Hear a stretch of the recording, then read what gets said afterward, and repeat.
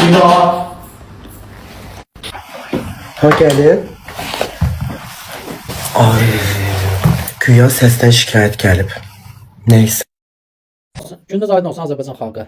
Bugün mənim işim Velizarla deyil. Velizardan da betər, insanların rahatlığını pozan, insanlara əsəb verən maklerlər və bəzi ev yiyələridir. Sözüm hansı maklerlərədir? Təbii ki, yaxşı qardaşlar var, hansı ki pozğuna ev vermir, nə bilim, hətta tək qadına belə ev vermir ki, yox, mən bilmirəm, mən garanti verə bilmərəm, sən orada nə iş görəcəksən. Yəni elə qardaşlarımız var. Təbii ki, tək qadın olmaq məsəl üçün qəbahət deyil. İnsan var, həyat yoldaşı rəhmətə gedib və yaxud da nəsə gəlir, məcburən gəlir qalır. Ancaq biri də var ki, qəsdən, bilərəkdən ki, pozğundur bu, əxlaqsızdır, üzdən iraqdır, geydir, nə bilim, nədir, parazitdir. Gətirib ona 5 manat artıq pula görə götürüb ona o evləri verirsiniz. Ev yiyəsi nə edir? Burada belə bir nüanslar gəlir də, çıxır ortaya. Deməli, ev yiyəsinə qonşu şikayət edəndə ki, ay ev yiyəsi, sən hara baxsan sənin evində pozğun qalır. Cana gəlmişik, mənim ailəm yaşayır burada, nəsə də etirazını bildirir, zəng edir ev yiyəsinə. Ev yiyəsi deyir ki, mənim xəbərim yoxdur. O şərəfsiz makler verib. Mən şərəfsiz makler eləyib, mənim xəbərim yoxdur. Başlayır şərəfsiz makleri söyməyə. Makler nə edir? Gəlib onu tutanda ki, ay gəl bura görüm, sən mənim ailəmin böyründən niyə pozğunu soxmusan, gətirib kiraya vermisən? Niyə pozğunu soxmusan? Deyir ev yiyəsi deyib ki, mənim tanışımdır. Bəy gətir gətir qoy. Mənlik bir şey yoxdur. Ev yiyəsi ilə özləri danışıblar. Yəni bir-birinin üstünə ata-ata, amma hər iki tərəfdən də, hər ikisi də söylən də elə hər ikisi olur. Hansı ki o hansısa bir qeyrətli ailənin böyrünə gətirib pozğunu soxurlar. And olsun Allaha ki, məndə evin açarı olub, tanış bir adam, Rusiyada yaşayır. O mənə evin açarını verib ki, gör adam olsa ver. Demişəm nə cür adam? Deyib ki, fərqi yoxdur, kim olur olsun ver. Mən onsuz bu evi satacağam. Mən Rusiyada yaşayıram. Mən gəlib satacağam bu evi 1 ilə 2 ilə. Mənim kreditimi ödəsin. And olsun Allaha deyirəm. Tək balamın canından olsun deyirəm. 1 ay maklerlər gəldi mənə ki, və ev yiyəsi razıdır. Bir dənə 2 nəfər qızdır, gəlsin qalsın orada. Ala bu 100 manatı da sənin makler pulun. Dedim gedin işinizlə məşğul olun. Quran and olsun o evi vermədim. Gözlədim. O 100 manatı Allah mənə yetirdi, gətirdi bir ailə, gətirdi dedi qardaş, Allah sənin balanı saxlasın. 100 manat da çıxartdı mənə, zəhmət haqqı verdi. Yəni ki, sözümlə mən makler deyiləm. Amma sadəcə o mənə elə bir şey şirinlik kimi verdi. Ancaq sizə bir şey deyim ki, bunlar nə cür, nə fikirləşib bax o çörəyi qazanırlar. Məsələn, ailə gəlir, deyir ki, qardaş maklerdə, qardaş mənə bir dənə ev tap.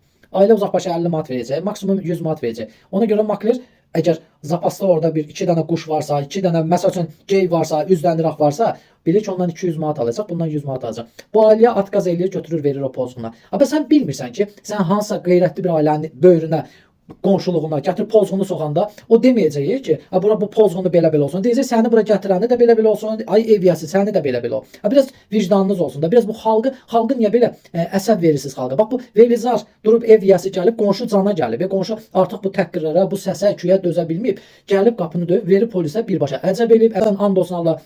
Çox şükürlər olsun Allaha ki, böyrümdə bir dənə kirayədə qalan var. O da abırlı, İsmətli ailədir. Geridə qalan hamısı da öz evlərində yaşayırlar. Qeyrətli də ailələrdə hamısında salam əleykum var, hamısı ilə də münasibətim əladır. Çünki qeyrətli insan istəyər ki, qonşusu qeyrətli olsun. Ancaq sizlər, ay maklerlər və ev yiyələri, bəzi maklerlər və bəzi ev yiyələri, siz bu millətin ancaq özünüzü düşünürsünüz. Millətli fikirləşmirsiniz ki, mən yaxşı razılaşdım mənim evimdə bir pozğun qalsın. Və yaxşı bu pozğun evinə adam gətirəndə, bu pozğun bu evdə hoqqa verəndə, Velizar kimi hoqqa verəndə və qonşu narahat olmayacaq və qonşunun ailəsi niyə bu pozğunluqları görməli? Qonşunun evindəki o uşaq, körpə niyə bu pozğunluqları görməlidir ki? Və yaxud da makler, sən öz yaxşı oğlansan, yaxşı belə şərəfli oğlansan, ged öz evini ver. Kimsə sənə demir, pozğun gəlib ev istəmir. Ged öz ailəni köçür həmən o evə.